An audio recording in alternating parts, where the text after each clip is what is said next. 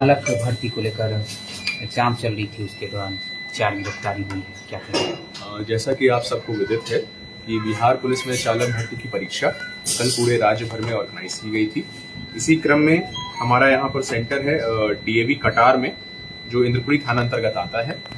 यहाँ पर परीक्षा से एक दिन पहले एक व्यक्ति जो अपने आप को वरीय कोषागार पदाधिकारी के रूप में आइडेंटिफाई कर रहे थे पटना सचिवालय से, वो योगदान देते हैं और एक लेटर दिखाते हैं जो कि रोहतास गोपनीय जिला का है, और जो एग्जामिनेशन सेंटर के सुपरवाइजर हैं उनको बताते हैं कि मुझे यहाँ पर औचक निरीक्षण हेतु नियुक्त किया गया है। और उस पत्र के आलोक में, जिसका प्रॉपर ज्ञापांक और दिनांक भी जिस पे दिया हुआ है, उस पत्र के आलोक में वो वहाँ पर एक बार जो फैसिलिटीज है उसका इन्विजिलेशन भी करते हैं कि यहाँ पर क्या व्यवस्था ठीक है। अगले दिन परीक्षा जिस तिथि को होनी थी, सुबह 8 से 9 के बीच में परीक्षा केंद्र पर पहुंचते हैं और एक वाहन में आते हैं, स्कॉर्पियो में, जिसको हम लोग ने जब्त किया है। उस पर रोहतास प्रशासन, जिला प्रशासन रोहतास का बोर्ड भी लगा रहता है। ये वहाँ पहुंचते हैं, ये एग्जामिनेशन सेंटर पे सभी मैजिस्ट्रेट्स को भी एक बार वेरीफाई करते हैं और सभी छात्र जब एंटर करते हैं तभी वहाँ मौजूद रहते हैं। उसके बाद परीक्षा जब चल रही होती है, उस दौरान ये एक रूम में जाते हैं, इन्विजिलेशन के नाम पे एक स्टूडेंट को पॉइंट आउट करते हैं और उसको बोलते हैं कि इसका जो एग्जाम के बीच में एटीट्यूड है वो ठीक नहीं है। उसको डांटने के लिए बोलते हैं हम इसको कंट्रोल रूम ले जाएंगे, उस पर कार्रवाई करने के लिए, और स्टूडेंट को उसके OMR शीट के साथ ये रूम से बाहर ले जाते हैं। इन्विजिलेटर्स कुछ देर ऑब्जर्व करते हैं कि ये रूम से बाहर गए लेकिन आगे कोई कार्रवाई की खबर आ नहीं गई, तो वो कंट्रोल रूम को सूचना देते हैं कि ऐसे कोई स्टूडेंट को लेकर के एक मैजिस्ट्रेट नीचे गए हैं क्या।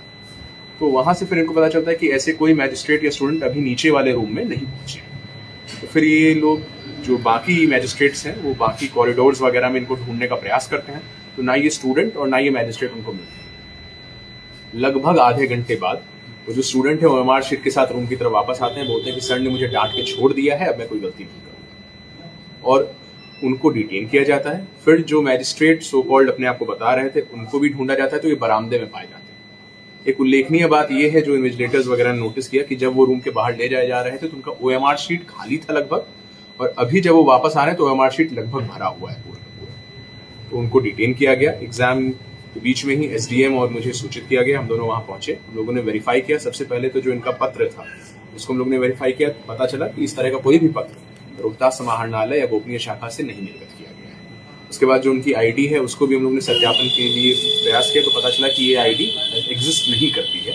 और इन्होंने बाद में अपनी स्वीकारोक्ति बयान में, जब हम लोगों ने इनसे स्पष्ट रूप से पूछताछ की, उन्होंने स्वीकारोक्ति बयान में बताया भी कि इनका जो असली नाम है वो है अशोक कुमार सिंह। ये महेंद्रू में टीचर हैं, कोचिंग में पढ़ाते हैं, और वहां पर इनका संपर्क एक व्यक्ति से हुआ था जिसका नाम है गोलू। और गोलू जो है इनसे संपर्क में आया और इनको बोला कि एक एग्जाम में एक विद्यार्थी की मदद करनी है, इसके लिए कुछ पैसे के लेन देन की बात भी हुई और इन्होंने इस तरीके का पूरा प्लान बनाया था। जो स्टूडेंट है उनका नाम है विकास कुमार, वो घोसी जिला जहानाबाद के रहने वाले हैं। उनको भी गोलू के माध्यम से ही इस तरह की सहायता किया, आश्वस्त किया गया था। साथ ही जो ये सो कॉल्ड मैजिस्ट्रेट थे, ये अपने साथ एक प्रश्न सॉल्वर जिसका नाम है संतोष कुमार, ये शौकीन यादव के पुत्र हैं और सुलेमानपुर थाना काको जिला जहानाबाद के रहने वाले हैं। इसी के साथ वो गाड़ी के ड्राइवर है ललित कुमार, ये भी थाना घोसी जिला जहानाबाद के रहने वाले हैं। ये लोग व्हीकल के अंदर बैठे हुए थे, जब पता चला कि एक व्हीकल भी बाहर इनके साथ आई है और व्हीकल की प्रॉपर तलाशी ली गई, तो व्हीकल के पीछे वाले डिक्की में ये दोनों छिपे हुए थे। खाने वगैरह का सामान, क्वेश्चन सॉल्व करने का डिवाइस, कलम, पेन सब लेकर के ये लोग मौजूद थे, कैलकुलेटर लेकर के। तो इसीलिए इन लोगों को भी पता था और ये लोग प्रश्न सॉल्व करने की ही नियत से वहां पे मदद कर रहे थे।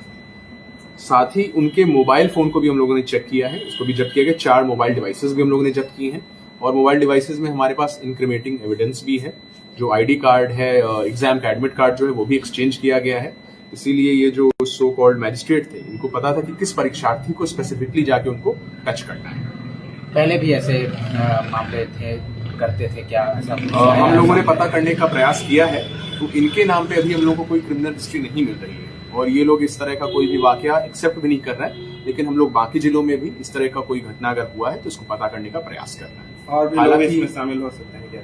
बिल्कुल, हम लोगों को इस चीज का शक है और हम लोग जो टेक्निकल एविडेंस है वो जुटा रहे हैं, ताकि और जो लोग भी इसमें शामिल हो का पर्दाफाश किया जा सके। 1-2 संदिग्ध व्यक्ति और हैं जिनके हमारे पास नाम भी हैं, उनके लिए हम लोग कार्रवाई अग्रसर कर रहे हैं। क्या क्या बरामदगी हुई है? हम लोगों को 4 मोबाइल फोन बरामद हुए, एक छोटा मोबाइल फोन और 3 स्मार्टफोन बरामद हुए। उसी के साथ ही साथ फर्जी आइडेंटिटी कार्ड, एक फर्जी समाहरणालय का लेटर और उसके अलावा एक जो व्हीकल जिसमें ये लोग आए थे वो व्हीकल भी हम लोगों को बरामद किया। इस पर जिला प्रशासन लिखे हुए थे। जी ठीक है।